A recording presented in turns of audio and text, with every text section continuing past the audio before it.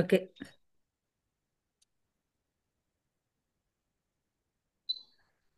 Praise lord madam, అందరికీ వందనాలు.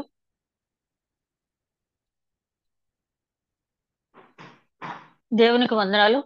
చేరి వచ్చిన అందరికీ వందనాలు. ఆ దేవుడు మళ్ళీ మనకి ఈ తరుణం అనుగ్రహించినంత వందనాలు చెల్లించుకుంటూ, చిన్న మంద భయపడకమని చెప్పి నీవు సెలవిచ్చిన మాటను బట్టి నాయన, మేమంతా నీ కృప ద్వారా, నీ పరిశుద్ధాత్మ నడిపింపు ద్వారా నాయన, నీ బిడ్డ ఏర్పాటు చేసినటువంటి ఈ జూమ్ మీటింగ్ లో మేమంతా చేరి నేను స్తుతించే కృప మాకు అనుగ్రహించినందుకు వందనాలు.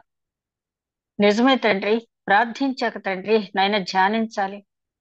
నీ సమాధానం కోసం మేము ఎదురు చూడాలి తండ్రి నాయన. చక్కని పాట నీ బిడ్డ ద్వారా మాకు అనుగ్రహించినంత వందనాలు. ప్రారంభ ప్రార్థన చేసినటువంటి నీ బిడ్డను బట్టి వందనాలు. దయగల మా ప్రభ, ఇదిగో నాయన, వాక్యం ధ్యానించబోతూ ఉంటుండగా నన్ను మరుగుపరిచి ఆధ్యాత్మిక సత్యములు మీరే వెల్లడి చేయమని, వినుచున్న ప్రతి ఒక్కరిని మీ యొక్క స్వాధీనం ఉంచుకొని వినగల చెవి, గ్రహించగల మనసు, ఆచరించగలిగే హృదయం దయచేయమని, వాక్యం ధ్యానిస్తున్న నాకు నన్ను మరుగుపరిచి మీ యొక్క పరిశుద్ధాత్మ నడిపింపు దయచేయమని, ఏ రకమైన ఇబ్బంది లేకుండా కార్యాంతం నేను బహుగా స్తుతించుకునే భాగ్యం దయచేయము. మా ప్రభువును నీ ప్రియ కుమారుడని యేసుక్రీస్తు ద్వారా వేడుకుంటున్నాం తండ్రి, ఆమేన్. ఈ రోజు మూలవాక్యం చూద్దామండి. ఎజ్రా గ్రంథం 4వ అధ్యాయం. ఎజ్రా గ్రంథం 4వ అధ్యాయం 5వ వచనం, 4వ వచనం. దేశపు జనులు యూదా వంశస్థులకు ఇబ్బంది కలుగచేసి కట్టుచున్న వారిని బాధపరిచిరి. దేశపు జనులు యూదా వంశస్థులకు ఇబ్బంది కలుగచేసి కట్టుచున్న వారిని బాధపరిచిరి. అత్యంత ప్రేమమడని మా తండ్రి, నీ వాక్యం ధ్యానించబోతుంటగా పరిశుద్ధాత్మ నడిపింపు దయచేయమని నాయన.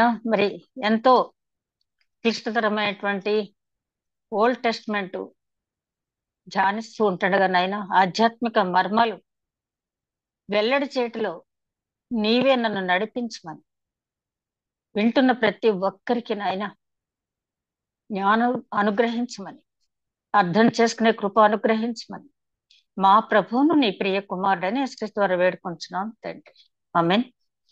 మరొకసారి అందరికీ వందనాలండి. మరి ఎజ్రా గ్రంథం అలా వరుసగా ధ్యానించుకుంటూ వెళ్తూ ఉంటే 4వ అధ్యాయానికి వెళ్ళేటప్పటికి నాకు డౌట్ వచ్చింది. ఏంటి, క్రానలాజికల్ గా చూస్తేనేమో ఒక రకంగా ఉంది, ఇక్కడ చూస్తేనేమో 6వ వచనానికి వచ్చేటప్పటికి అహేశ్వరోషు ప్రస్తావన వచ్చింది.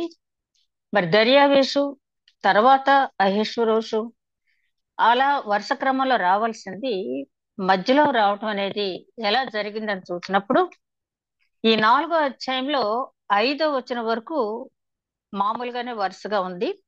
6వ వచనం నుంచి చివరి వచనం వరకు ఉన్న అంశాలు ఎజ్రా గ్రంథం 6వ అధ్యాయానికి 7వ అధ్యాయానికి మధ్యలో రావాల్సి ఉంది. అది తర్వాత అంటే స్టడీ బైబిల్ తర్వాత ఇతర రిఫరెన్స్ బుక్స్ చూసినప్పుడు ఎందుకు అలా జరిగింది అంటే, మరి ఎందుకో అలా జరిగింది. ముందున్న రాజు వెనక్కి, వెనుకున్న రాజు ముందుకి రావటం అనేది జరిగింది. దాన్ని బట్టి నేను అసలు పారసీక సామ్రాజ్యం ఏంటి, ఇప్పుడు ఏర్పడింది అనేది గమనించినట్టయితే, ఈ పారసీకులు క్రీస్తు పూర్వం 700 సంవత్సరం వరకు అసలు వీళ్ళ ఉనికి గాని ఎక్కడ కూడా బైబిల్లో ప్రస్తావన లేదు. ఆ తర్వాత వీళ్ళు చాలా కాలం మాదీల యొక్క స్వాధీనంలో ఉన్నారు. చిన్న దేశం ఈ పారసీక దేశం, ఈశాన్య ప్రాంతంలో, కొంచెం ఈశాన్య ప్రాంతంలో ఉన్న దేశం ఇది. మాదీల స్వాధీనంలో ఉన్నారు.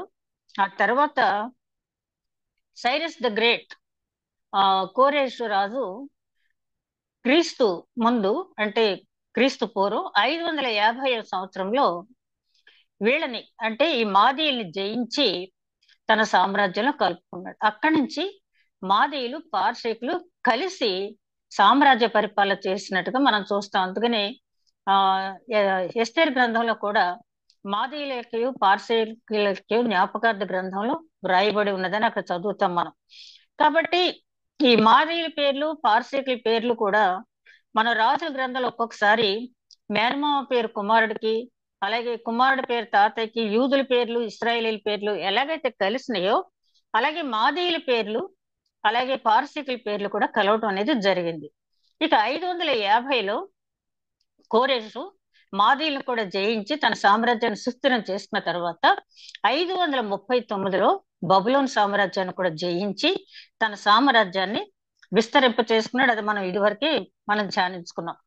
ఆ తర్వాత 539లో ఆయన బబులోన్ సామ్రాజ్యాన్ని జయించిన తర్వాత 538లో జెరుబ్బాబేలు, యెహోషువ 45,000 మంది యూదులతో ఇక్కడ యెరూషలేంకి ఆలయ నిర్మాణం కోసం వచ్చారు. వచ్చిన తర్వాత 537వ సంవత్సరంలో ఆలయ నిర్మాణం ప్రారంభమైంది. ప్రారంభమైన తర్వాత 2 సంవత్సరాలకి అది కొంచెం అంటే పూర్తిగా ఆపివేయబడలేదు, కానీ పని స్లో అయింది. తర్వాత 529లో కంబైసిస్ అనే ఆయన రాజు అయ్యాడు. ఇక్కడ మనకు బైబిల్లో ఎక్కడ కూడా ఈ కంబైసిస్ పేరు అనేది కనపడదు. ఈ కంబైసిస్ ఎవరంటే కోరేష్ యొక్క కుమారుడు, కోరేష్ కి వారసుడు 529లో. అంటే తండ్రి కొడుకులు ఇద్దరు కలిసి 539 నుంచి 529 వరకు బబులోన్ సామ్రాజ్యాన్ని పరిపాలించారు. తండ్రి పరిపాలిస్తున్న సమయంలోనే ఆ తండ్రికి సహకారిగా ఉంటూ తండ్రి చేయవలసిన యుద్ధాల్లో తను కూడా మొదటి నుంచి పాల్గొనడం జరిగింది. అలాగే అక్కడ ఏమైందంటే సైరస్ ద గ్రేట్ ముందు మర్రి చెట్టు ముందు చిన్న చిన్న మొక్కలు నిలబడి ఉంటారు కదా, అట్లాగా సైరస్ ద గ్రేట్ వల్ల ఆయనకున్నటువంటి ఖ్యాతి వల్ల కంబైసిస్ సాధించిన విజయాలన్నీ కూడా ఆ సైరస్ అకౌంట్ లోకి వెళ్ళటం జరిగింది. కంబైసిస్ పేరు మనకి కనపడదు, కానీ ఇతను చాలా మంచి యుద్ధ వీరుడు. ఈ కంబైసిస్ అనే మాటకి ఏంటంటే మంత్రముగ్ధుల్ని చేయగలవాడు. అంటే ఎదుటి వారిని తన విద్య చేత గాని తన దాన్ని ఏమంటారు యుద్ధ నేర్పరితనంతో గాని కమ్యూనికేషన్ స్కిల్స్ లో గాని ఎదుటి వారిని మంత్రముగ్ధులను చేసేటటువంటి స్కిల్ ఉంది అతనికి. దానికి కంబైసిస్ అనే మాటకి అది అర్థం. ఈ కంబైసిస్ తర్వాత దర్యావేషు 522లో రాజు అయ్యాడు. ఈ దర్యావేషు రాజు అయిన తర్వాత అదేంటి 2 సంవత్సరాల పని జరిగింది. ఆ తర్వాత అక్కడ పూర్తిగా అంటే స్లోగా మనం పూర్తిగా ఆగిపోయిందని ఎక్కడ కూడా లేదు. దర్యావేషు పరిపాలించిన కాలం 522లో తన సింహాసనానికి వచ్చాడు. 586 వరకు ఆయన పరిపాలించినట్టుగా చూస్తాం. 36 సంవత్సరాలు పరిపాలించాడు. అయితే ఇక్కడ మనం గమనించాల్సిన విషయం ఏంటంటే అహష్వేరోషు 436 సంవత్సరాల సింహాసనానికి వచ్చాడు. దర్యావేషు 486లో 522 నుంచి 486లో పరిపాలిస్తే ఈ 436లో వస్తే 50 సంవత్సరాల చరిత్ర మనకటి ఎజ్రా గ్రంథంలో గాని నెహెమ్యా గ్రంథంలో గాని ఎస్తేర్ గ్రంథంలో గాని ఎక్కడ కూడా కనపడదు. 50 సంవత్సరాలు అంటే రాజులు లేరా అంటే వాళ్ళని యూదులు పరిగణన తీసుకోలేదు. కాబట్టి 50 సంవత్సరాల చరిత్ర అనేది మనకి కనపడదు. ఎక్కడి నుంచి దర్యావేషు పరిపాలించి దిగిపోయిన తర్వాత అహష్వేరోషు రాజు అయ్యే వరకు 50 సంవత్సరాల చరిత్ర అనేది లేదు. అహష్వేరోషు రాజు అయిన తర్వాత ఆయన పరిపాలించింది అహష్వేరోషు పరిపాలన కాలం మనం చూసుకున్నట్టయితే 436లో ఆయన వచ్చాడు. 465 వరకు పరిపాలించాడు. అర్థహశస్త 465లో వచ్చాడు. ఆ తర్వాత అర్థహశస్త వచ్చిన తర్వాత 7 సంవత్సరాలకి ఎజ్రా గారు బబులోన్ నుంచి 1755 మంది యూదులను తీసుకుని యెరూషలేంకు రావటం జరిగింది. అయితే ఇక్కడ మనం గమనించాల్సిన విషయం ఏంటంటే ఆలయ నిర్మాణం ఎప్పుడు కంప్లీట్ అయింది అని మనం ఆలోచించినట్టయితే క్రీస్తు పూర్వం 515వ సంవత్సరంలో కంప్లీట్ అయిపోయింది. ఆలయ నిర్మాణానికి 22 సంవత్సరాలు పట్టింది. అయితే ఎజ్రా గారు ఎప్పుడు వచ్చారు అంటే ఆలయ నిర్మాణం అయిన తర్వాత 58 సంవత్సరాల తర్వాత వచ్చారు ఆయన. ఆలయ నిర్మాణం అయిన తర్వాత 58 సంవత్సరాల తర్వాత వచ్చారంటే ఎజ్రా గ్రంథంలో 6వ అధ్యాయానికి 7వ అధ్యాయానికి 58 సంవత్సరాల చరిత్ర మధ్యలో మనకి లేదు. ఆ తర్వాత ఎజ్రా గడిచిన తర్వాత నెహెమ్యా ఎజ్రా వచ్చిన 13 సంవత్సరాలకి నెహెమ్యా 444లో వచ్చారు. నెహెమ్యా వెళ్ళిపోయి మళ్ళీ 432లో ఆయన మళ్ళీ తిరిగి వచ్చాడు. అంటే పారసీక రాజుల చరిత్ర మనం గమనించినట్లయితే 220 సంవత్సరాలు వారు పరిపాలించారు. మనకి ఎజ్రా గ్రంథం ద్వారా ఎన్ని సంవత్సరాల చరిత్ర తెలుస్తుందంటే 110 సంవత్సరాల చరిత్ర మనకి తెలుస్తుంది. అయితే ఆ తర్వాత రాజులు లేరా, పరిపాలించలేదంటే ఉన్నారు. ఆ రాజుల గురించి మనం గమనించినట్లయితే 424 నుంచి 405 వరకు రెండో దర్యావేషు, పైన తర్వాత 405 నుంచి 359 వరకు సెకండ్ అర్థహశస్త, 359 నుంచి 338 వరకు మూడవ అర్థహశస్త, అదే విధంగా 338 నుంచి 336 వరకు ఆర్సేసు, 336 నుంచి 331 వరకు మూడో దర్యావేష్ అంటే అలెగ్జాండర్ ద గ్రేట్ గ్రీకు సామ్రాజ్యం ఏర్పాటు చేసే వరకు ఈ రాజులందరూ పరిపాలించారు. అయితే ఇప్పుడు నేను చదివినటువంటి ఈ ఐదుగురు చరిత్ర ఎందుకు మనకి ఇవ్వలేదు అంటే, నెహెమ్యా కాలానికి వచ్చేటప్పటికి 432 సంవత్సరానికి వచ్చేటప్పుడు యెరూషలేం ప్రాకారాలు కట్టివేయటం జరిగింది. యూదులకి ఎవరైతే సానుకూలంగా ప్రతిస్పందించారో, యూదులకి ఫేవర్ చేశారో, వారి పేర్లు గ్రంథంలో తీసుకుని వారు వీరికి సహకరించిన విధానాన్ని రాయటం జరిగింది. అయితే మనకి ఇక్కడ ఒక డౌట్ రావచ్చు. ఎజ్రా గ్రంథం అంతా చదివిన తర్వాత మనకి ఏమనిపిస్తుందంటే, అహేష్వేరోషు ఆటంకం పెట్టాడు ఆలయం కట్టడానికి, అతనేమి కూడా ఆలయం కట్టడానికి నిర్మించడానికి ఏమాత్రం సహకారం అనేది చేయలేదు.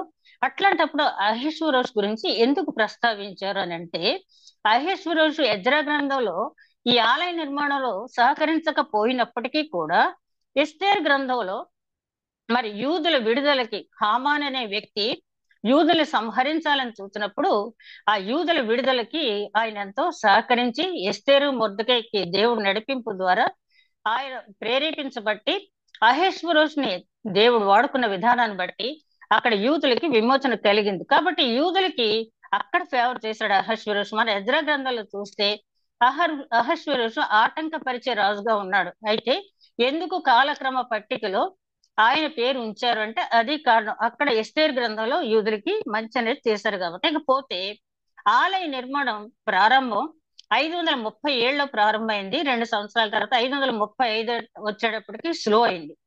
స్లో అయిన తర్వాత 14 సంవత్సరాలు అలా స్లోగానే నడుస్తూ ఉంది. ఆ తర్వాత దర్యావేష్ గారు వచ్చిన తర్వాత, దర్యావేష్ గారు వచ్చిన 6 సంవత్సరాలకి ఆయన 522లో వచ్చారు.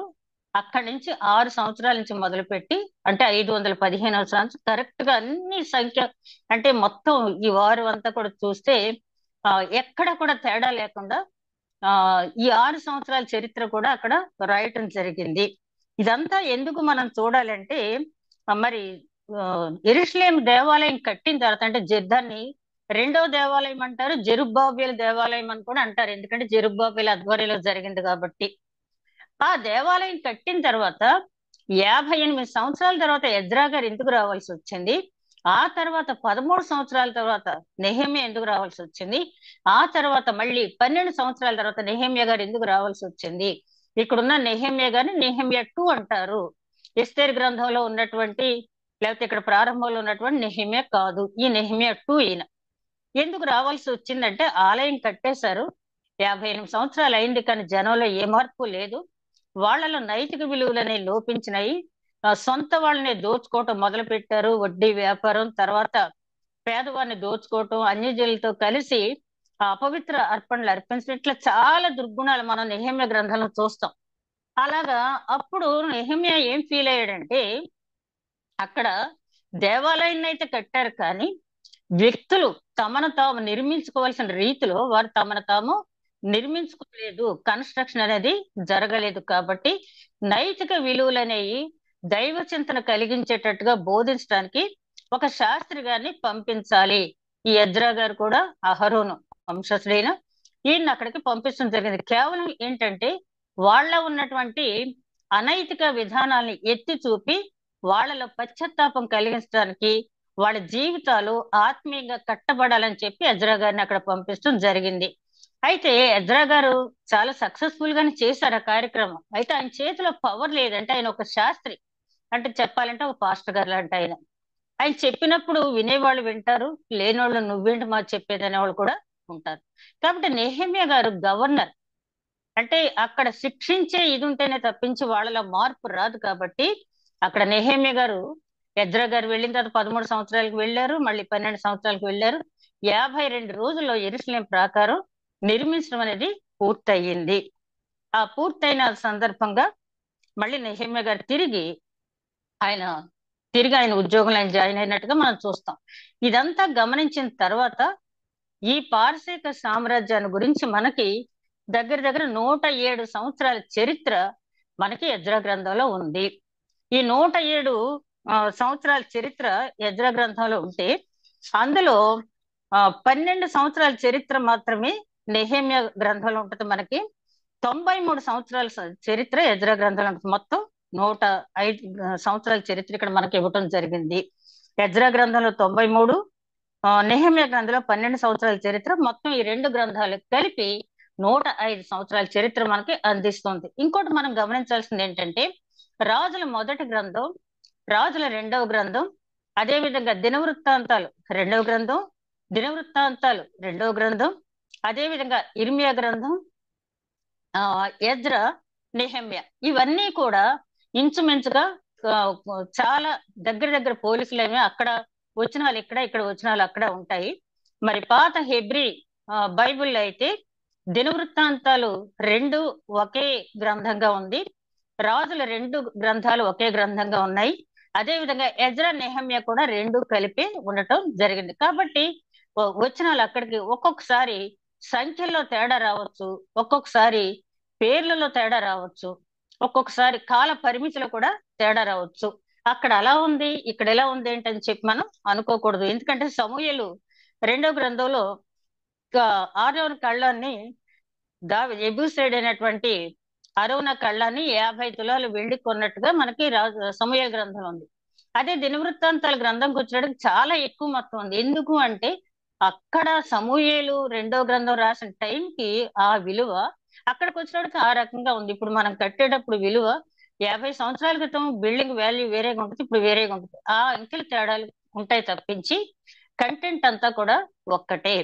ఈ ఎజ్రా గ్రంథం ద్వారా మనం నేర్చుకోవాల్సింది ఏంటంటే దేవాలయం కట్టడం అనేది ఎంత ప్రాముఖ్యమో దేవుడు మన ఆత్మీయ దేహాన్ని కట్టడానికి అంత ప్రాముఖ్యం ఇచ్చినట్టుగా మనం చూస్తాం. ఈ పారసీకుల గురించి మనం ఇంకొక మాట చూసినట్టయితే వీళ్ళు మరి 432 నెహెమ్యా కాలంలో నుంచే కాకుండా అశోక్ అది అలెగ్జాండర్ ద గ్రేట్ వచ్చే వరకు ఉన్న తర్వాత మళ్ళీ లేరు అనుకోవటానికి లేదు. వీళ్ళు మళ్ళీ క్రీస్తు పూర్వం 226లో ఒక రాజు ఈ పారసీక రాజు పరిపాలించాడు. ఆ తర్వాత ఇంకొక రాజు క్రీస్తు పూర్వం 64లో పరిపాలించాడు. చివరికి వీళ్ళు ఆ క్రీస్తు శకం 717లో వాళ్ళు అక్కడి నుంచి మైగ్రేట్ అయ్యి మన భారతదేశంలో గుజరాత్ లో చేరటం జరిగింది. వీళ్ళు ఆర్యులు. ఈ గుజరాత్ వచ్చి వీళ్ళు వ్యాపారాలు చేయటం మొదలు పెట్టారు. ఇప్పుడు ఆ గుజరాత్ లో ఉన్నటువంటి పెద్ద పెద్ద వ్యాపారవేత్తలంతా కూడా ఈ పారసీక జాతికి చెందిన వారని చెప్పి అక్కడ చరిత్ర చెప్తూ ఉంది. సరే, ఇప్పుడు ఎజ్రా గ్రంథంలో 4వ అధ్యాయంలో మనం మొదటి నుంచి 5 వచనాలు చదవండి మేడం. ఎజ్రా గ్రంథం 4వ అధ్యాయం 1 నుంచి 5 వచనాలు. అంతటా యూదా వంశస్థులకును బెన్యామీనీలకును విరోధులైన వారు, చెర నివారణ అయిన వారు ఇశ్రాయేలు దేవుడైన యెహోవాకు ఆలయమును కట్టుచున్న సంగతి విని జెరుబ్బాబెలు నొద్దకును పెద్దలలో ప్రధానుల యొద్దకును వచ్చి, మీరు ఆశ్రయించున్నట్లు మేము మీ దేవుని ఆశ్రయించువారము. ఇచ్చటికి మమ్మను రప్పించిన అశ్షూరు రాజైన ఎసర్హద్దోను యొక్క కాలము మొదలుకొని మేము యెహోవాకు బలులు అర్పించువారము. మేమును మీతో కలిసి కట్టెదమని చెప్పిరి. అందుకు జెరుబ్బాబెలు యేషువయు ఇశ్రాయేలు పెద్దలలో తక్కిన ప్రధానులను, మీరు మాతో కలిసి మా దేవుని మందిరమును కట్టుటకు నిమిత్తము లేదు. మేమే కూడుకొని పారసీక దేశపు రాజైన కోరేషు మాకిచ్చిన ఆజ్ఞ ప్రకారము ఇశ్రాయేలు దేవుడైన యెహోవాకు మందిరమును కట్టుదుమని వారితో చెప్పిరి. దేశపు జనులు యూదా వంశస్థులకు ఇబ్బంది కలగజేసి కట్టుచున్న వారిని బాధపరచిరి. మరియు పారసీక దేశపు రాజైన కోరేషు యొక్క దినములన్నిటిలోనూ పారసీక దేశపు రాజైన దర్యావేషు యొక్క పాలన కాలము వరకు వారి ఉద్దేశమును భంగపరచుటకై వారు మంత్రులకు లంచములు ఇచ్చిరి. ఇక్కడ ఆలయ నిర్మాణం మొదలు పెట్టారు. 4వ అధ్యాయంలో మొదలు పెట్టేటప్పటికి ఇద్దరు ఆటంకపరిచే వాళ్ళు తయారయ్యారు. ఇక్కడ మనం ప్రతి ఒక్కటి మనం ఆలోచించవలసింది ఏంటంటే ఈ ఆలయం కట్టడంలో ఆటంకపరిచేవారు మన ఆత్మీయ జీవితం మనం కట్టుకునేటప్పుడు కూడా ఇట్లాగే ఆటంకపరిచే వాళ్ళు చాలా మంది ఉంటారు. ఈ వీళ్ళని రెండు తెగలుగా విభజిస్తే ఇప్పుడు మనం ఐదో వచనం వరకు చదివిన దాంట్లో మొదటి వారు కపట సహోదరులు, రెండవ వారు లంచములు ఇచ్చేవారు. మొదటి వారు కపట సహోదరులు.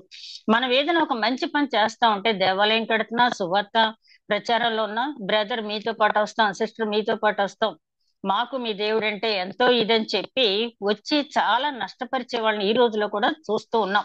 అందుకని ఈ కపట సహోదరుల గురించి 3 వచనాలు మనం రిఫరెన్స్ ఇప్పుడు చదవక్కర్లేదు, కానీ మత్తయి సువార్త 13వ అధ్యాయంలో యేసుక్రీస్తు చెప్పిన ఉపమానంలో 13వ అధ్యాయం 24 నుంచి 34 వరకు మీరు తర్వాత చూడండి.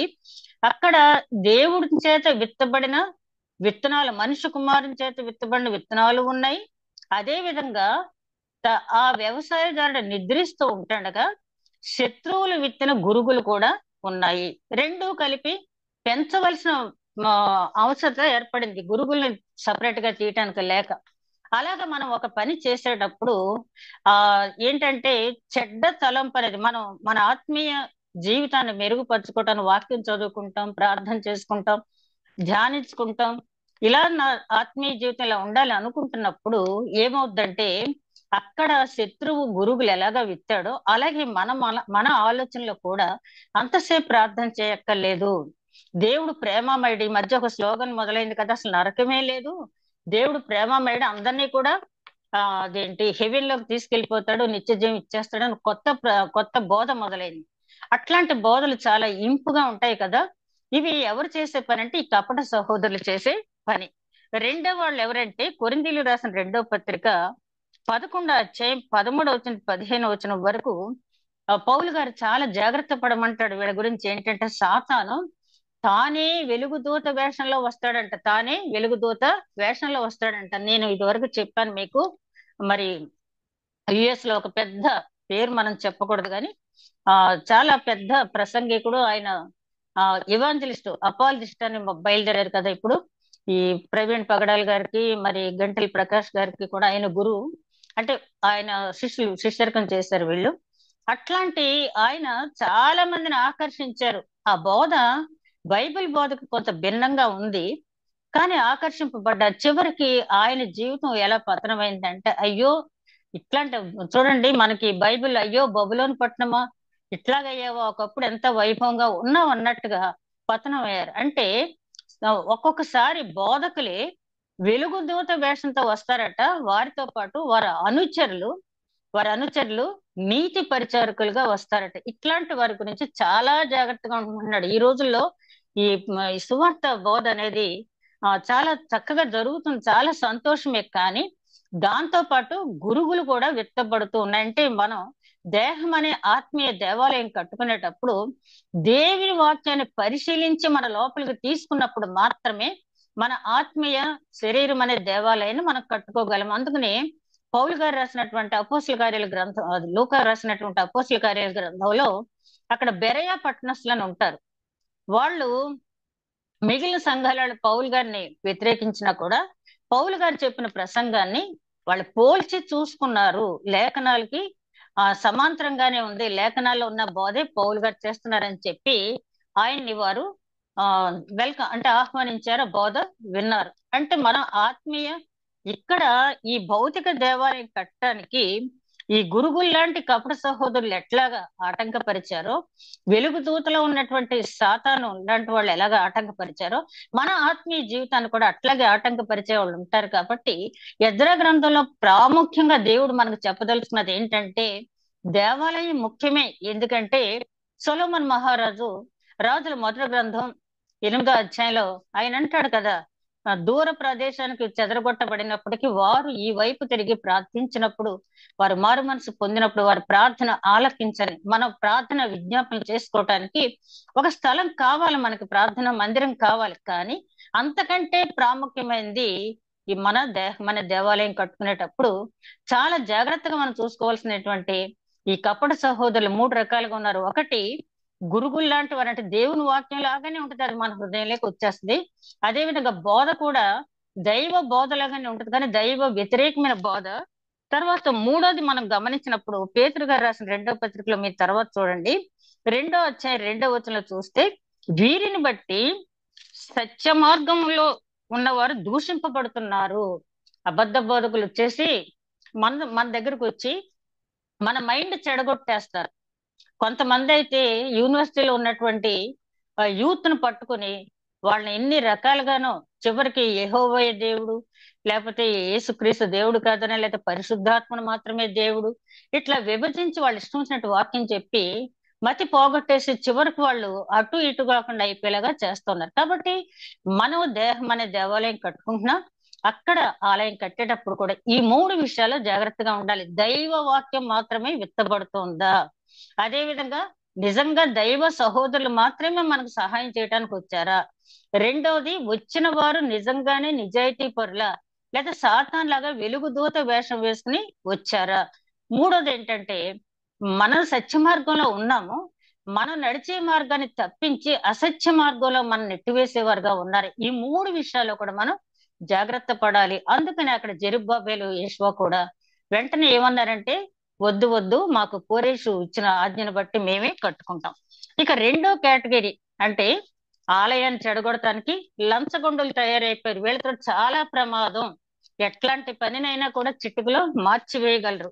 ఆ మోషే గారు రాసిన ధర్మశాస్త్రంలో ఈ లంచాన్ని గురించి చాలా, అంటే ఎన్నో రిఫరెన్స్లు ఉన్నాయి. అన్ని ఇప్పుడు నాకు చెప్పడానికి అది మనకి ఇవాళ అది టాపిక్ కాదు కాబట్టి 2-3 మాత్రమే చెప్తున్నా. ఈ లంచగొండలు చేసే పని ఎట్లాగా తిప్పేస్తారంటే, వీళ్ళు న్యాయము త్రిప్పి వేస్తారంట. నిర్గమకాండ 23 అధ్యాయం 8వ వచనంలో. అదే విధంగా లంచము గ్రుడ్డితనం మనోనేత్రాలకి గ్రుడ్డితనం కలుగజేస్తుంది. వాళ్ళలో నిజాయితీ ఉందని తెలిసినా కూడా వాళ్ళకి న్యాయం చేయొద్దు అని చెప్పి ఆ యుగ సంబంధమైన దేవత మన మనోనేత్రాలకి గ్రుడ్డితనం కలుగజేస్తుంది. అదే విధంగా పరదేశులకే గాని విధవరాలకే గాని న్యాయం తిప్పి తీర్పు తీర్చు వాడు శాపగ్రస్తుడు. ఈ లంచం తీసుకుని తప్పకుండా వాళ్ళకే అన్యాయం చేస్తాడు, మామూలు వాళ్ళకి చేయటానికి ఉండదు కాబట్టి. అదే విధంగా నువ్వు లంచగొండవు కాకుండా ఉండటం మాత్రమే కాకుండా నీ బిడ్డలు, నీ కుటుంబం అంతా కూడా లంచగొండలు కాకుండా చూసుకోవాలి. ఒక యజమానిగా, ఒక యజమానురాలుగా నీ కుటుంబాన్ని జ్ఞానవంతురాలుగా నువ్వు నిర్మించుకోవాలి. నీ వ్యక్తిగతమైన జీవితాన్ని ఆత్మీయ స్థితిలో నువ్వు కట్టుకోవాలంటే నీ బిడ్డలు కూడా అదే మార్గంలో నడవాలి. సమూయేలు మొదటి గ్రంథం 8వ అధ్యాయం 3వ వచనంలో చూస్తే అక్కడ సమూయేలు తన గురించి తాను ఎంతో చక్కని సాక్ష్యం ఇస్తాడు. నేను ఎవరి దగ్గర ఒక రూపాయి తీసుకోలేదు, నేను ఎంతో నీతి నిజాయితీలతో మీ ముందున్నానని చెప్పిన తర్వాత వాళ్ళు ఏంటంటారంటే, ఆల్ రైట్, నువ్వు మాకు ఎంతో మంచిగా ఉన్నావు, నీతి నిజాయితీలతో యథార్థంగా చేసావు, కానీ వాట్ అబౌట్ యువర్ సన్స్, నీకు నీ కుమారులైనటువంటి ఆ అతని పేరేంటి, యోవేలు, పెద్ద కుమారుడి పేరు యోవేలు, రెండో కుమారుడి పేరు అబియ. ఈ ఇద్దరు కూడా పెద్ద లంచగొండలు అయిపోయారు, వాళ్ళతో మేము పడలేకపోతున్నాము, కాబట్టి ఇక నీ కుమారుడు వారసత్వం మాకు వద్దయ్యా బాబు, మాకు రాజును తీసురా అని చెప్పి అన్నారు. చివరికి ఈ లంచగొండలైనటువంటి ప్రవక్త కుమారుల వల్ల వాళ్ళు దేవుణ్ణే విసర్జించి భూలోక సంబంధమైన రాజును అనేది కోరుకున్నారు. అదే విధంగా కీర్తనకారుడు 26వ అధ్యాయం 10వ వచనం అంటాడు, లాభం లంచం తీసుకున్నవాడు నరహంతకుడు, పాపి, వాడి కుడి చేయలే ఎప్పుడు కూడా లంచం ఉంటదంట. చాలా దావీదు మహారాజు అంటున్నాడు, లంచం తీసుకునేవాడు నరహంతకుడు. అందుకు నేను అంటాడు ఒక సంకీర్తనలో, నా గుడారంలో పనిచేసే వారిని కూడా నేను అన్యాయస్తులను ఉంచును, న్యాయవంతుల్ని నా గుడారంలో ఉంచుతానని చెప్పి. అదే విధంగా ఇంకొక ఉదాహరణ మనం చూసినట్టయితే ప్రవక్త అయిన యెషయా రాసిన గ్రంథం 33 అధ్యాయం 15వ వచనంలో, నిర్బంధంగా వచ్చు లంచము ఉపేక్షించు వాడు, లంచాలు తీసుకునేవాడు ఉన్నత స్థలంలో ఉండటానికి అనర్హుడు. ఇంకా ఒక రకంగా చెప్పాలంటే దేవుని రాజ్యంలో చేరటానికి అనర్హుడు. అదే విధంగా మన బాప్తిస్మిచ్చి యోహాను గారిని సైనికులు వచ్చి అడుగుతారు. లూకా సువార్త 3వ అధ్యాయం 14వ వచనంలో అందరికీ ఆయన ఇలా జీవించండి అలా జీవించండి అని చెప్పేటప్పుడు సైనికులు వచ్చి, సైనికాధికారులు వచ్చి, అయ్యా మాకేమైనా చెప్తారా, మంచి మాటలు మాకేమైనా చెప్తారా అని అడిగినప్పుడు బాప్తిస్మిచ్చి యోహాను ఏం చెప్పాడంటే 3 చెప్పాడు. ఆయనకి ఏంటంటే, ఎవరిని అనవసరంగా బాధ పెట్టవద్దు, ఎవరి మీద అపనిందలు వెయ్యవద్దు, అంటే ఎవరి మీద అనవసరమైన కంప్లైంట్స్ ఇవ్వద్దు, మూడోది ఏంటంటే మీ జీతాలతో తృప్తి పడండి, అంటే లంచాలు తీసుకోవద్దు అని చెప్పాడు. లంచాలు తీసుకోవద్దు అని చెప్పిన తర్వాత వాళ్ళు అలా ఉన్నారా అంటే మత్తయి సువార్త 28 అధ్యాయం 11 చూస్తే ఆ సైనిక అధికారులు అక్కడ ఉన్నటువంటి ప్రధాన యాజకులు శాస్త్రులు ఇచ్చిన లంచం తీసుకుని ఏం చేశారంటే ఆ రాత్రి వేళ యేసుక్రీస్తు ఆ బాడీని ఎవరో ఎత్తుకుపోయారని చెప్పి అబద్ధ ప్రచారం చేశారు. అది ఇప్పటికీ కూడా స్వైర విహారం అబద్ధ ప్రచారం చేస్తుంది. చూసారా, ఒక లంచం అనేది చాలా ప్రమాదకరమైంది. ఈ లంచగొండల వల్ల, ఈ కపట సహోదరుల వల్ల ఈ ఆలయ నిర్మాణం అనేది ఆగిపోయింది. మన ఆత్మీయ దేవాలయం మనం కట్టుకునేటప్పుడు కూడా ఈ లంచగొండలాగా లేకపోతే ఇంకా ఈ కపట సహోదరులు వంటి వారు మన జీవితంలో ప్రవేశించిన ఒకవేళ మనకు తెలియకుండానే వారి మార్గం మనం అనుసరించిన ఎప్పటికీ కూడా మన ఆత్మీయ జీవితాన్ని మనం కట్టుకోలేము. ఈ 4వ అధ్యాయంలో 5వ వచనం వరకు అది చెప్పబడింది. ఇక తర్వాత వచనాలు మనకి 6వ అధ్యాయం తర్వాత మనం చెప్పాల్సి ఉంటుంది. ఇక 5వ అధ్యాయానికి వచ్చేటప్పటికి 5వ అధ్యాయం మనం చూస్తే అక్కడ హగ్గయి గారు వస్తారు. 5వ అధ్యాయం 5వ వచనం వరకు చదవండి మేడం. 5వ అధ్యాయం 5వ వచనం వరకు. ప్రవక్తలైన ఇద్దో కుమారుడైన జకర్యాయు యూదా దేశమందును యెరూషలేమునందును ఉన్న యూదులకు ఇశ్రాయేళ్ల దేవుడైన యెహోవా నామమున ప్రకటింపగా, షయల్తయేలు కుమారుడైన జెరుబ్బాబెలును యోజాదాకు యేషువయు లేచి యెరూషలేములో ఉన్న దేవుని మందిరమును నారంభించిరి. మరియు దేవుని యొక్క ప్రవక్తలు వారితో కూడా నుండి సహాయం చేయుచు వచ్చిరి. అంతటా నది యువతల అధికారి అయిన తెత్తెనయ్యును శతర్బోజ్నయియును వారి పక్షమునున్న వారును యూదుల యుద్ధకు వచ్చి, ఈ మందిరమును కట్టుటకును ఈ ప్రాకారమును నిలుపుటకును ఎవరు మీకు సెలవిచ్చిరని అడగగా, ఈ కట్టడము చేయించిన వారి పేర్లు మొదలైన సంగతులను మేము వారితో చెప్పితిమి. యూదుల దేవుడు వారి పెద్దల మీద తమ దృష్టి అందించిన ఆ సంగతిని గూర్చి దర్యావేషు ఎదురికి వచ్చువారు ఆజ్ఞనందు వరకు అధికారులు వారిని పని మాన్పింపలేదు. ఈ హగ్గయి ప్రవక్త గురించి మనకు తెలుసు. హగ్గయిలో మనకి కేవలము 2 అధ్యాయాలు మాత్రం ఉంటాయి. ఈ హగ్గయి 520 క్రీస్తు పూర్వం 520లో అక్కడికి యెరూషలేం రావటం జరిగింది. ఎందుకంటే దేవుడు ఆ టైంలో ఆయన్ని వాడుకున్నాడు. 14 సంవత్సరాల పని చాలా స్లోగా, ఒక రకంగా చెప్పాలంటే ఆగిపోయినట్టుగానే ఉంది. అట్లాంటి సమయంలో దేవుడు హగ్గయిని రేపి, నువ్వు వెంటనే అక్కడికి వెళ్ళి వాళ్ళని ప్రేరేపించమని చెప్పి వాళ్ళని ఉత్సాహపరచమని చెప్పి హగ్గయి గారిని పంపించడం అనేది జరిగింది.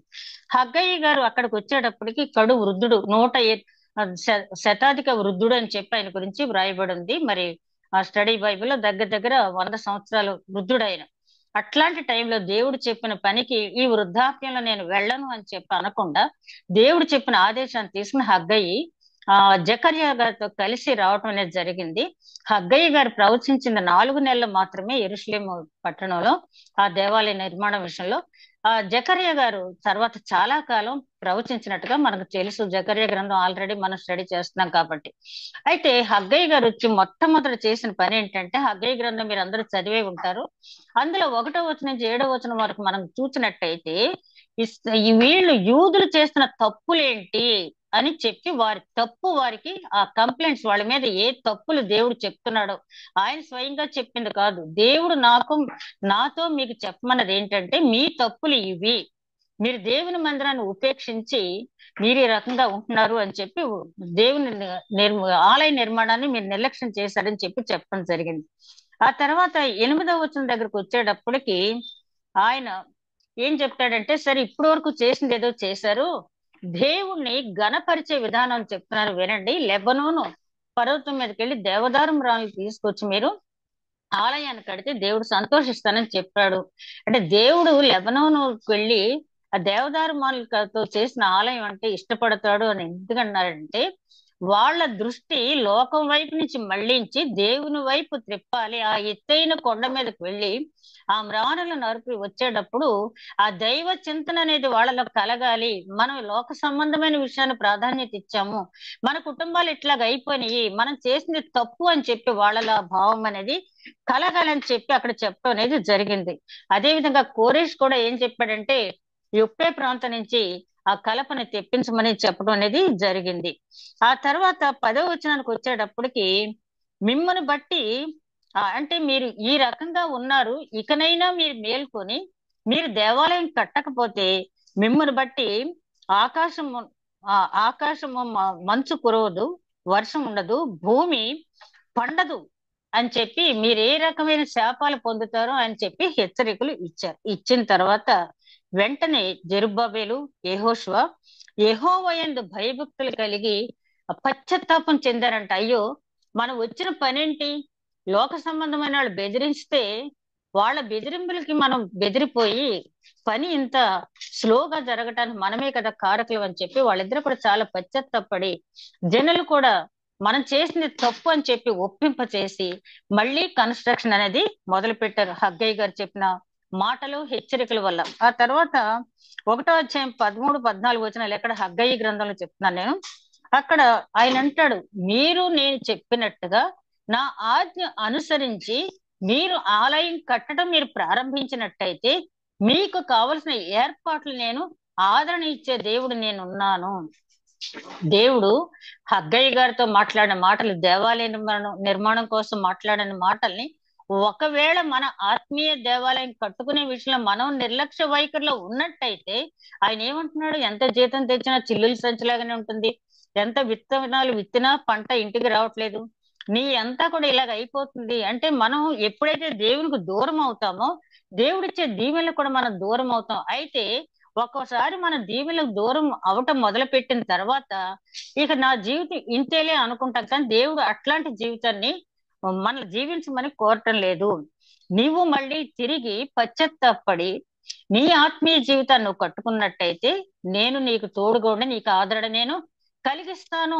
మోషేతో యెహోషువతో కూడా నిబ్బరంగా ఉండు, కుడికి గాని ఎడమ గాని తిరగవద్దు, నేను నీకు తోడై ఉంటానని చెప్పిన దేవుడు మనకి ఎప్పుడు తోడుగానే ఉంటాడు. అక్కడ కూడా ఆ ఆలయంలో కట్టేవారికి ఆ ప్రోత్సాహం, ఈ ఆలయం కట్టడం అయిపోయింది, అది అయిపోయింది, తర్వాత హెరోదు కట్టిన ఆలయం అయిపోయింది. మనం ఇప్పుడు నేర్చుకోవాల్సింది ఏంటంటే ఈ ఆలయ నిర్మాణం ద్వారా మన దేవాలయం గురించి మనం పట్టించుకోవాలి, మన తల్లి సంఘం దేవాలయం గురించి మనం పట్టించుకోవాలి. అట్ ది సేమ్ టైం మన ఆత్మీయ దేవాలయం గురించి కూడా మనం ఒకవేళ ఈ పొరపాట్లు హగ్గయ్య గారి ద్వారా దేవుడు చెప్పిన పొరపాట్లు మనం ఏమైనా చేస్తున్నామేమో, దేవుని పని నిర్లక్ష్యం చేసి దేవునికి ఇవ్వాల్సిన సమయం దేవునికి ఇవ్వకుండా, దేవునికి ఇవ్వాల్సినటువంటి ఘనత దేవునికి ఇవ్వకుండా మన వ్యక్తిగత ఆలోచనలతో మనం ఇష్టం వచ్చినట్టు స్వనీతిని ఆధారం చేసుకుని మనం బ్రతుకుతూ ఉన్నట్టయితే దేవుడు ఊరుకునే దేవుడు కాదు. ఎందుకంటే మన నిత్య జీవులో ప్రవేశించాలనే కోరిక కాబట్టి ఆ పరలోకాన్ని ఖాళీగా ఉంచుకోవడం ఆయనకి ఇష్టం లేదు, మనుషులతో నింపబడాలి. కాబట్టి ఒకవేళ మనం ఆత్మీయంగా పడిపోయినట్టయితే తట్టి లేపే దేవుడు, పడగొట్టడానికి కట్టడానికి ఆయన యోగ్యుడు. కాబట్టి ఇక్కడ ప్రవక్తను వాడుకున్నాడు. మనకేమో పరిశుద్ధాత్మ మమ్మల్ని ఎప్పుడు హెచ్చరిస్తూనే ఉంటాడు. ఇక్కడ ఆలయం కట్టేటప్పుడు ఇక్కడ హగ్గయ్య గారు, జకరియా గారు పరిశుద్ధాత్ముడు పాత్ర పోషించారు. మన దేహం అనే దేవాలయం కట్టుకోవటానికి మనకు ఆల్రెడీ దేవుడు ఆదరణకర్తను పంపించి మన హృదయంలో ఉంచాడు. నీతిని గూర్చియు పాపమును గూర్చియు తీర్పును గూర్చి ఒప్పిస్తూనే ఉంటాడు ఆయన. అది ఆయన చేసే పని. అట్లాంటప్పుడు ఆ పరిశుద్ధాత్మని మనం దుఃఖ పెట్టకుండా మన దేహం అనే దేవాలయం మనం కట్టుకోవాలి. ఇక్కడ ఎప్పుడైతే దేవుని మాటలు చెప్పారో వెంటనే పశ్చాత్తాపడ్డారు. ఎవరు? జకరియా, హగ్గయి, ఆయనతో పాటు ఉన్న జనులు కూడా మొదలు పెట్టారు. మొదలు పెట్టిన వెంటనే దేవుడు ఇచ్చిన హామీ ఏంటంటే, ఇదిగో మీరు తిరిగారు కదా, మీరు కడుతున్నారు కదా, నేను మీకు కంఫర్ట్ ఇస్తాను, మీకు ఆదరణ ఇస్తానని చెప్పడం అనేది జరిగింది. అదే విధంగా ఆ తర్వాత 13వ వచనంలో 14వ వచనంలో చూస్తే ఆయన తర్వాత రెండోసారి ఆయన ఇచ్చిన హెచ్చరిక చూస్తే ఆ కన్స్ట్రక్షన్ మొదలు పెట్టిన తర్వాత అంటాడు, మహిమతో నింపుతాను ఆలయాన్ని అంటున్నాడు. ఎందుకు ఈ మాట ఉపయోగించాడు అంటే, మన 3వ అధ్యాయం చివరి వచనాల్లో అక్కడ ఉన్నటువంటి పెద్దలు, గత కాలంలో సొలొమోన్ మహారాజు కట్టిన దేవాలయం చూసినటువంటి పెద్దలు గుళ్ళను ఏడ్చారు. ఎందుకంటే అంత మహా వైభవం కలిగినటువంటి స్వర్ణ దేవాలయాన్ని పోగొట్టుకుని ఈ చిన్న దేవాలయం మేము కట్టుకుంటున్నాం అని చెప్పి వాళ్ళు ఏడ్చారు. అయితే దేవుడు చెప్పినది ఏంటంటే, ఆలయం ఎంత అనేది కాదు కానీ ఈ ఆలయాన్ని నేను మహిమతో నింపుతానని చెప్పి, అదే విధంగా హగ్గయి ప్రవక్త ద్వారా చెప్పిన ఈ 2వ అధ్యాయం చివరి వచనాలు అయితే ఇప్పుడు మొదటి రాకళ్ళు అనేవి జరగలేదు. అయితే దేవుడు అప్పుడు హగ్గయితో చెప్పమన్నారు, చెప్పాడు కాబట్టి అది వేరే సంగతి. కానీ ఇంకా కొన్ని నెరవేర్చబడవలసింది. అక్కడ ఏమంటాడంటే అన్యజనులు కూడా వెండి బంగారాలు వాళ్ళ విగ్రహాలు వదిలేసి పరిశుద్ధ అర్పణతో నా ఆలయంలోకి ఎప్పుడైతే ప్రవేశిస్తారో అప్పుడు అది పరిశుద్ధతో ఉంటుంది, మహిమపరచబడుతున్నారు. ఆ కాలం ఇంకా రావాలి, రాబోతూ ఉంది. అందుకని పౌలు గారు రాసిన పత్రిక ఏమంటారంటే అది రహస్య ప్రణాళిక. అంటే అన్యజనులు కూడా మారు మనసు పొందే వరకు కూడా యూదులు తన మనసును కఠినపరుచుకుంటూనే ఉంటారు. ఒక్కసారి కనురెప్పపాటులో అందరూ కూడా దేవుని చిత్తంలో ఎవరైతే ఉన్నారో వారందరూ కూడా మార్పు చెందుతారని మన తెస్సలోనిక పత్రికలో చూస్తాం. కాబట్టి ఇక్కడ హగ్గయ్య గారు చేసిన పని వల్ల ఏం జరిగింది అంటే ఆయన ప్రోత్సాహం వల్ల ఆలయం కట్టడం అనేది మళ్ళీ ప్రారంభించారు. తర్వాత 6వ వచనం చదవండి మేడం. 6వ వచనం నుంచి నది యువతల అధికారి ఒక్క నిమిషం అమ్మా. నది యువతల 6వ వచనం 4, 6 కదమ్మా, 5, 6. 5, 6 సారీ. అవునండి. నది యువతల అధికారి అయిన తత్తెనయ్యును చతుర్భోజనయ్యును నది యువతల నుండి వారి పక్షంగానున్న అపర్శకాయులను రాజైన దర్యావేషునకు పంపిన ఉత్తరము నకలు. రాజైన దర్యావేషునకు సకల క్షేమం ప్రాప్తించునుగాక. రాజవైన తమకు తెలియజేయవలసినదేమనగా మేము యూదా ప్రదేశంలోనికి వెళ్ళితిమి. అక్కడ మహాదేవుని యొక్క మందిరం ఉన్నది. అది గొప్ప రాళ్ళ చేత కట్టబడినది. గోడలలో మ్రాణులు వేయబడినవి. మరియు ఈ పని త్వరగా జరుగుచు వారి చేతిలో వృద్ధి ఎగుచున్నది. ఈ మందిరం కట్టుటకును ఈ ప్రాకారములను నిలుపుటకును ఎవరు మీకు సెలవిచ్చిరని మేము అక్కడున్న పెద్దలను అడుగుతిమి. వారిలో అధికారులైన వారి పేర్లు వ్రాసి తమకు తెలియజేయటకై వారి పేర్లను అడగగా వారు ఈలాగన ప్రత్యుత్తరం ఇచ్చిరి. మేము భూమి ఆకాశంలో దేవుని యొక్క సేవకులమై అనేక సంవత్సరముల కిందట ఇశ్రాయేలులో ఒక గొప్ప రాజు కట్టించి నిలిపిన మందిరంను మరలా కట్టుచున్నాము. మా పితరులు ఆకాశమందలి దేవునికి కోపం పుట్టించినందున ఆయన వారిని కల్దీయుడైన నెబుకద్నెజరు బబులోను రాజు చేతికి అప్పగించెను. అతడు ఈ మందిరంను నాశనం చేసి జనులను బబులోను దేశంలోనికి చెరపట్టుకొని పోయెను. అయితే బబులోను రాజైన కోరేషు ఏలుబడిలో మొదటి సంవత్సరం అందు రాజైన కోరేషు దేవుని మందిరంను తిరిగి చాలు మేడం, కట్టుటకు చాలు. ఆజ్ఞ ఇచ్చెను. Thank you madam. ఇక్కడ ఇద్దరు పేర్లు చూస్తున్నాం మనం. ఇక్కడ తత్తెనయి, తర్వాత ఆ శతర్బోజ్ బయను. ఈ తత్తెనయి ఆయన గవర్నర్. ఈ దర్యావేష్ కాలంలో ఆయన గవర్నరు. ఈ రెండో ఆయన మంత్రి, ఒక మంత్రి ఆ రాజ్యంలో దర్యావేష్ కాలంలో. వీళ్ళిద్దరూ వచ్చారు. వచ్చి ఏం చేశారంటే ఈ కడుతున్న దేవాలయం చూశారు. అంటే పంపించాడు, అసలు అక్కడ ఏం జరుగుతుంది చూడండి అని చెప్పి పంపించినప్పుడు ఇది హగ్గయ్యి ప్రోత్సహించిన తర్వాత మళ్ళీ వీళ్ళు పని స్పీడప్ చేశారు, కట్టేస్తున్నారు. ఈ వార్త దర్యావేష్ గారికి చేరవేసే వాళ్ళు చేరవేస్తారు. కాబట్టి ఏం జరుగుతుంది, అక్కడ ఏం జరిగింది, ఎవరు ఇద్దరు ప్రవక్తలు వచ్చారంటే అసలు సంగతి ఏంటో చూడండి, వాళ్ళకి ఎక్కడి నుంచి వచ్చింది ఆ ధైర్యం, వాళ్ళకి ఆర్డర్స్ ఎవరు ఇచ్చారు అని కనుక్కోండి, ఏ అధికారి ఆర్డర్ పొంది వాళ్ళు కడుతున్నారో కనుక్కోండి అని పంపించినప్పుడు వాళ్ళు చాలా టాక్ట్ఫుల్ గా అక్కడ ఉన్నటువంటి వాళ్ళు చెప్పిన మాట ఏంటంటే మీరు ఎవరి వల్ల ఈ ఆలయం కడుతున్నారు, మీకు ఆర్డర్ ఇచ్చిన వాళ్ళు ఎవరు అని చెప్పినప్పుడు మేము భూమి ఆకాశముల దేవుని యొక్క సేవకులమై అనేక సంవత్సరముల క్రిందట ఇశ్రాయేలీలో ఒక గొప్ప రాజు కట్టించి నిలిపిన మందిరమును మరలా కట్టుచున్నాము. చాలా టాక్ట్ఫుల్ గా చెప్తున్నారు. వీళ్ళు ఏంటంటే మేమేం కొత్త దేవాలయం కట్టలేదయ్యా. ఎందుకంటే పారసీక రాజులకు ఉన్నటువంటి సుగుణం ఏంటంటే వాళ్ళు అన్ని మతాల్ని సమానంగా చూసేవాళ్ళు. ఎవరో ఒకళ్ళిద్దరు తప్పించి అహష్వేరోషుని తప్పించి అహష్వేరోషుని కూడా అనుకోవటం లేదు. ఎందుకంటే అహష్వేరోషుని గురించి మన హిస్టరీలో చూసాము. ఆయన ఏది కూడా స్టాండర్డ్ గా నిర్ణయం తీసుకునే వ్యక్తి కాదు. ఎవరు ఏది చెప్తే ఆ మాట నమ్మే వ్యక్తి. కాబట్టి అతను దానివల్ల మనకి యూదులకి నష్టం చేసిన అంతే తప్పించి చెడ్డ వ్యక్తి కాదు. అయితే వీళ్ళు ఏమంటున్నారంటే మీకు ఎవరిచ్చారయ్యా ఆర్డర్ అంటే భూమి ఆకాశంలో సృష్టించినటువంటి దేవుని సేవకులము, మేము కట్టే దేవాలయం మేమేదో ఇప్పుడు కట్టట్లేదు, ఇశ్రాయేలీలో ఒక గొప్ప రాజు ఇంతకు ముందు కట్టాడని చెప్తున్నారు. ఆ రాజు పేరు ఇక్కడ రాయలేదు, మనందరికీ తెలుసు, సొలొమోన్ మహారాజు. ఆ సొలొమోన్ మహారాజు కట్టిన దేవాలయాన్ని మేము తిరిగి కడుతున్నాను తప్పించి మేము కొత్తగా ఆలయం కట్టట్లేదని చెప్తూ వాళ్ళు ఏమంటున్నారు, మా పితరులు ఆకాశమందుల దేవునితో కోపం పుట్టించినందున ఆయన వారిని కల్దీయులు దైన నెబుకద్నెజరు బబులోను రాజు చేతికి అప్పగించెను. ఎంత బాగా చెప్తున్నారంటే వాళ్ళు చరిత్ర అంతా కూడా తెలుసుకున్నారు వాళ్ళు. నెబుకద్నెజర్ని నేనే రేపాను అంటాడు కదా దేవుడు. కాబట్టి వీళ్ళు కూడా అదే మాట చెప్తున్నారు, మేం చేసిన పాపం వల్ల, మా పితరులు చేసిన పాపం వల్ల దేవుడు ఆకాశమందున్న మహాదేవుడు ఏం చేశాడంటే మమ్మల్ని తీసుకెళ్లి, మా పితరులు తీసుకెళ్లి ఆ నెబుకద్నెజరుకి అప్పచెప్పాడు. అంతేగాని నెబుకద్నెజరు నిమిత్త మాత్రుడే. ఒకవేళ మనం ఆత్మీయంగా పడిపోయాం అనుకోండి, మనం ఎవరి మీద పెట్టడానికి వీల్లేదు. అదిగోండి అలా వాళ్ళ వల్ల చెడిపోయిన, వీళ్ళ వల్ల చెడిపోయిన చాలా మంది చెప్తారు. చాలా మంది తల్లులకున్న చెడ్డ అలవాటు ఏంటంటే పిల్లలు తప్పు చేస్తే వెంటనే పక్క స్నేహితుల వల్ల లేదా చుట్టుపక్కల ఉన్న బంధువులు పిల్లల వల్ల చెడిపోయినంటారు. కానీ జలప్రళయం రాకముందు 120 సంవత్సరాలు ఎట్లాంటి జనం మధ్య ఉన్నాడు నోవాహు, అట్లాంటి నోవాహు తన కుటుంబాన్ని రక్షించిన రక్షణ ఓడలోకి ప్రవేశింప చేసుకున్నాడు కదా. ఎట్లాగున్న చిన్న ఎగ్జాంపుల్ నిన్న ఒక ఆవిడ చెప్తున్నారు ఏంటంటే, భర్త పోయి ఆవిడేమో పక్షపాతంతో బాధపడుతుంది, కొడుకే పెంచాలి ఆవిడ్ని. అట్లాంటి పరిస్థితిలో కొడుక్కి చదువు అంటే బాగా ఇష్టం అంట. అయితే అతని మోటో ఏంటంటే, ఎయిమ్ ఏంటంటే ఐఏఎస్ అవ్వాలి, చదవాలి, రాత్రి పగలు చదవాలి. కానీ పోషించే విధానం లేదు, పెంచేవాళ్ళు లేరు.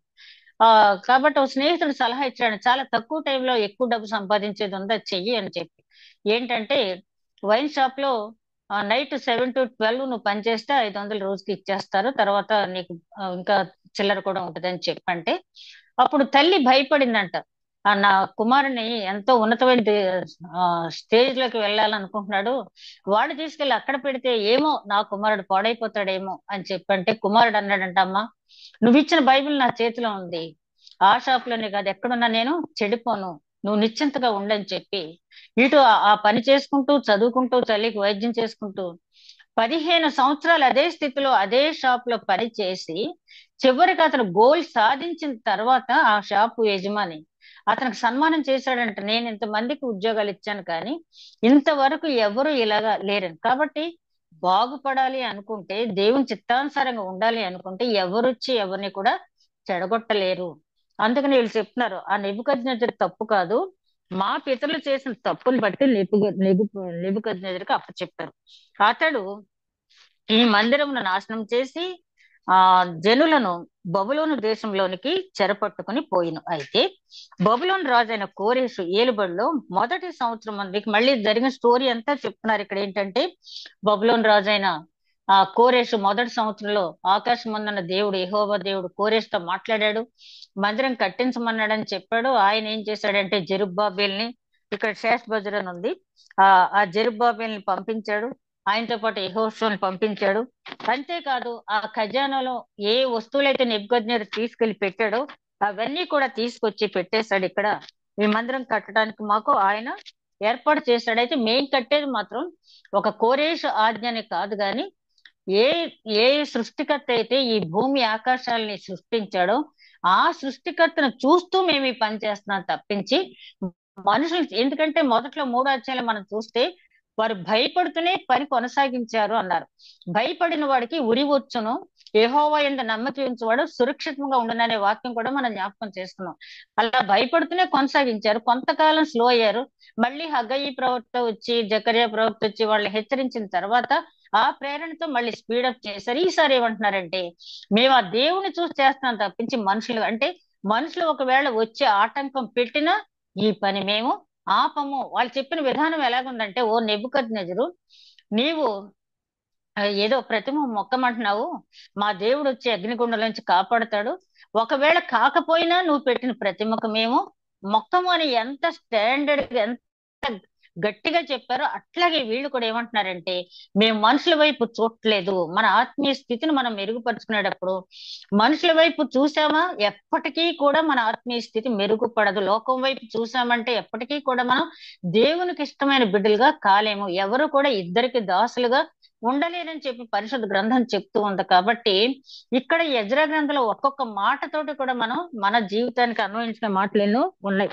అదేవిధంగా అయితే అని చెప్పి అధికారిగా చేసిన శేషధ్వజుడు అని అతనికి అప్పగించి, నీవు ఈ ఉపకరణములను తీసుకొని యెరూషలేము పట్టణమందు దేవాలయమునకు పోయి దేవుని మందిరం దాని ఆ స్థలం మందు కట్టించమని అతనికి ఆజ్ఞయించను. కాబట్టి ఈ శేషధ్వజుడు వచ్చి యెరూషలేములో నుండి దేవుని మందిర పునాదిని వేయించెను. అప్పటి నుండి నేటి వరకు అది కట్టబడుతున్నది, ఇంకనూ సమాప్తి కాక ఉన్నది. కాబట్టి రాజావైన తమకు అనుకూలమైతే బబులోను పట్టణమందు రాజు యొక్క ఖజానాలో వెదకించి యెరూషలేములో నుండి దేవుని మందిరమును కట్టుటకు రాజైన కోరేషు నిర్ణయం చేసినో లేదో అది తెలుసుకొని రాజావైన తమరు ఆజ్ఞ ఇచ్చి ఈ సంగతిని గూర్చి తమ చిత్తము తెలియచేయ కోరుతున్నాను. ఈ ఇద్దరు అధికారులు కూడా చాలా మంచి వాళ్ళు. ఎందుకంటే దేవుడు వాళ్ళని వాడుకున్నాడు. ఎందుకంటే యూదుల మీద ఎప్పుడైతే హగ్గయి జకర్యా హెచ్చరించిన తర్వాత వాళ్ళు కన్ఫెస్ అయ్యారో, పశ్చాత్తాపడ్డారో, వెంటనే దేవాలయం కట్టడానికి తిరిగారో, దేవుడు వెంటనే ఆయన వైపు ఎప్పుడు తిరుగుతారని చూస్తారు. ఆయన ఎప్పుడు కూడా చూడని తప్పిపోయిన కుమారుడు ఎప్పుడు వస్తాడని తండ్రి గుమ్మంలోనే కూర్చున్నాడు కదా. అలాగే దేవుడు ఎప్పుడు ఆయన వైపు మనం తిరుగుతామని చూస్తూనే ఉంటాడు. అట్లాగా చూసిన తర్వాత ఇక్కడ వీళ్ళు ఇంత చక్కగా చెప్పిన తర్వాత ఇక ఈ తత్తెనయు అన్నాయనను రెండో అతను కూడా వాళ్ళు ఏం చెప్పారంటే, ఇదిగో మేము అక్కడికి వెళ్ళాము, ఆ దేవాలయం దగ్గరికి వెళ్తే మీకు ఎవరయ్యా మీకు ఇచ్చింది అని అంటే, ఇలాగా యెహోవా దేవుడు ఆకాశమందున దేవుని ఆర్జ్యం ప్రకారం మేము కడుతున్నామని చెప్పి, ఇలాగ నెబుకద్నెజరు మా పితరులు తీసుకెళ్ళిపోయాడు, 70 సంవత్సరాలు బానిసత్వంలో ఉన్నాము, తిరిగి పడిపోయిన దేవాలయాన్ని మళ్ళీ కట్టుకుంటున్నాము, ఇది కూడా కోరేషు రాజు మాకు ఆజ్ఞ ఇచ్చాడు. ఆజ్ఞ ఇచ్చాడో లేదో ఆ రాజు గారిని ఆ ఖజానాలో ఆ దస్తావేజులు ఎక్కడైతే ఉంటాయో అక్కడ చూడమనండి, మేము చెప్పింది అబద్ధమో నిజమో రాజుగారికి తెలుస్తుందని చెప్పి వాళ్ళు చెప్పడం జరిగింది. ఇది 5వ అధ్యాయం వరకు మనం ధ్యానించినటువంటి అంశం. ఈ యెజ్రా గ్రంథంలో మనకి ఈ రోజు మనం పారసీక రాజుల చరిత్ర చూసాము. అదే విధంగా ఈ ఆలయం కట్టడానికి ఆటంకపరిచినటువంటి కపట సహోదరులు లంచగొండులు మన ఆత్మీయ జీవితాన్ని కూడా ఏ విధంగా ఆటంకపరుస్తారో చూసాము. అదే విధంగా నెబుకద్నెజరు కాదు, మా పితరులు చేసిన తప్పును బట్టి దేవుడు మమ్మల్ని బానిసత్వానికి అప్పచెప్పాడని వాళ్ళు ఎలాగైతే కన్ఫ్యూజ్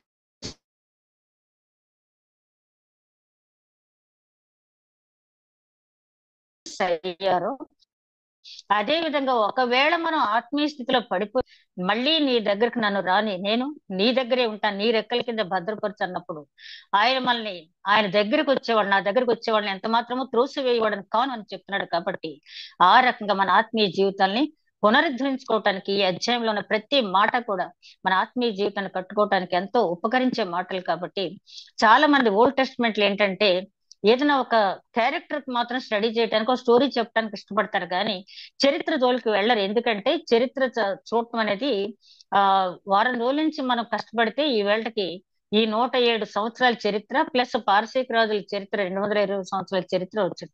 ఒక్కసారి కానీ మనం చూసినట్టయితే మన మైండ్ లో అది ఉండిపోద్ది, కన్ఫ్యూజన్ అనేది ఉండదు.